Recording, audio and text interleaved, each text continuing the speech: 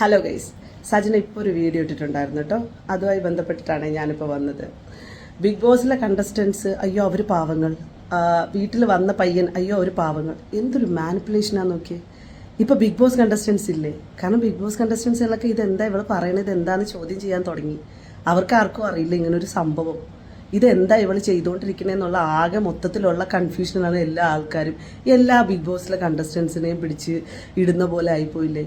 പലരും പല പിള്ളേരുടെ അടുത്തും ചോദിക്കുന്നുണ്ട് അത്ര ഇത് എന്താ ഇവക്ക് ഇങ്ങനെ. ഓൾമോസ്റ്റ് ആളുകൾക്ക് മനസ്സിലായി ഏകദേശം ഈ കൊച്ചിന് മാനസികമായിട്ട് എന്തോ കാര്യമായിട്ട് പ്രശ്നം ഉണ്ടെന്നുള്ളത്. പിന്നെ ഇവളുടെ ഇവള് വെല്ലുവിളിച്ചിട്ടിരുന്ന് പറയുന്നു എന്തെന്ന് ഏതോ ഡോക്ടർ പോയി കണ്ടു 3 മാസം മുമ്പേ ആരോ പറഞ്ഞു കൊടുത്തിട്ടുണ്ടെന്ന് തോന്നുന്നു 3 മാസം വരെയുള്ള റിപ്പോർട്ട് എടുക്കാമെന്ന്. അപ്പോൾ ഇനിയിപ്പം ഞാനിനി റിപ്പോർട്ട് എടുത്തുകൊണ്ടോന്ന് നെഗറ്റീവാണെന്ന് കണ്ടു കഴിഞ്ഞാൽ വേറെ ഏതെങ്കിലും വർഷത്തിൻ്റെ കണക്കൊക്കെ പറഞ്ഞിട്ട് എങ്ങനെയെങ്കിലുമൊക്കെ എൻ്റെ മേലിൽ അറ്റാക്ക് ഇടാമല്ലോ.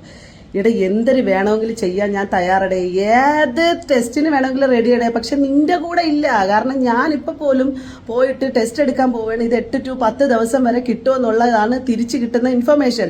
ഞങ്ങളിപ്പോൾ ഇന്ന സ്ഥലത്താണ് ഞാൻ ഇവിടെ ടെസ്റ്റിന് കൊടുത്തിട്ടുണ്ട് എന്ന് പറഞ്ഞിടുന്നത് ചോദിച്ചാൽ ആ ഹോസ്പിറ്റലും ക്ലിനിക്കൊക്കെ നിന്റെ മറ്റേ റസൽ പൂക്കുട്ടിയുടെ മാമാടെയും കൊച്ചാപ്പാടെയൊക്കെ മക്കളായിരിക്കും. മനസ്സിലായില്ലേ?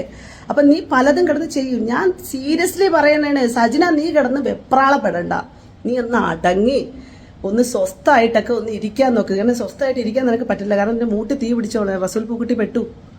ദിയാസനെ വന്ന് റസൂൽ പൂക്കുട്ടിയുടെ കാര്യങ്ങളും കൂടെ ഇനി അപ്ഡേറ്റഡ് ആക്കാൻ തുടങ്ങി. നീ കേസോ കൂട്ടമോ എന്താന്ന് വെച്ചാൽ അയക്കോ. എനിക്ക് അഗെയിൻസ്റ്റാണ് നീ സംസാരിച്ച് തുടങ്ങിയത്. അവിടെ നിന്ന് ഞാൻ വാലിഡ് ആയിട്ടുള്ള കൃത്യമായ കാര്യങ്ങളാണ് പറഞ്ഞത്. നീ പറഞ്ഞല്ലോ നീ അയച്ചു കൊടുത്തു എന്ന് പറഞ്ഞില്ലേ? നീ അയച്ചു കൊടുത്തെന്ന് പറഞ്ഞില്ലേ?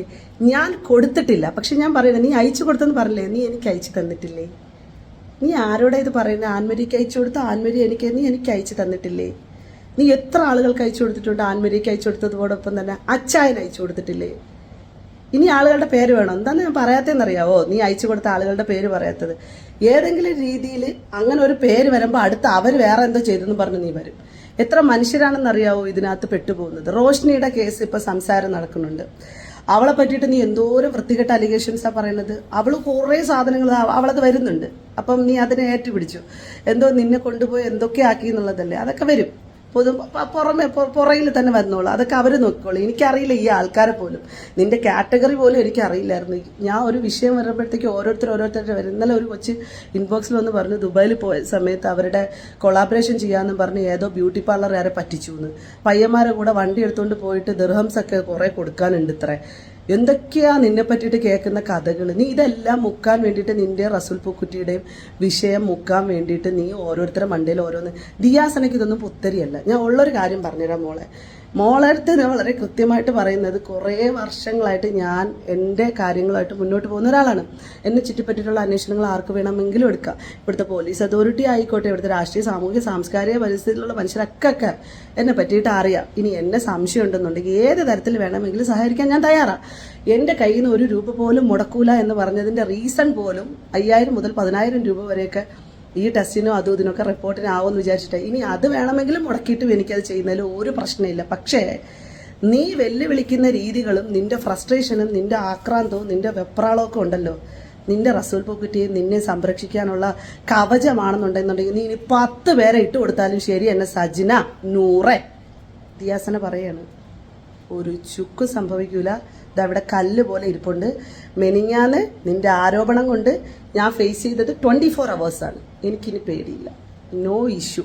ഓക്കെ, ആളുകൾക്ക് തട്ടിക്കളിക്കാനൊരു യന്ത്രം കൂടിയാണെന്നുള്ളത് ഞാൻ മനസ്സിലാക്കി. എല്ലാവർക്കും കണ്ടന്റ് മതി, അതുമായിട്ട് അവർ മുന്നോട്ട് പോകും. അതുകൊണ്ടിട്ട് നീ ഇനി എന്തായി വന്നാലും വീണ്ടും സജന നൂറേ ദിയാസന ഇവിടെ തന്നെയുണ്ട്, എന്തിനും തയ്യാറാണ്. പക്ഷേ നിന്റെ റസൽ പൂക്കുട്ടിയുടെ അതോറിറ്റിയിലുള്ള ഒരു ഹോസ്പിറ്റലുകളോ ഒരു ക്ലിനിക്കുകളിലോ ഞാൻ ഉണ്ടാവില്ല.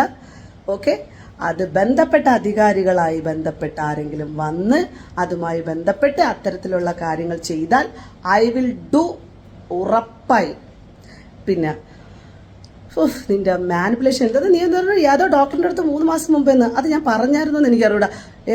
ഏതോ ഡോക്ടറിൻ്റെ അടുത്ത് 3 മാസം മുമ്പേ, 10 മാസം മുമ്പേ, 1 വർഷം മുമ്പേ, 1.5 വർഷം മുമ്പേ, 2 വർഷം മുമ്പേ, 5 വർഷം മുമ്പേ, 10 വർഷം മുമ്പേ, നീ എന്തെടുത്താലും ശരി തന്നെ ഞാൻ ആ ചാലഞ്ച് തയ്യാറാണ്. ആ ചാലഞ്ചിന് ഞാൻ തയ്യാറാണ്.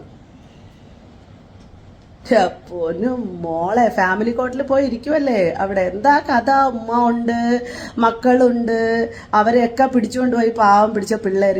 ഉഫ്, ഞാനതിൻ്റെയൊക്കെ അവസ്ഥ ആലോചിക്കുക. ഞാൻ ശരിക്കും റസൽ പൂക്കുട്ടിയുടെ ഭാര്യയുടെ, ഈ പെണ്ണിൻ്റെ മക്കളുടെ എന്തൊരവസ്ഥയായിരിക്കും ഇവരെയൊക്കെ അല്ലേ.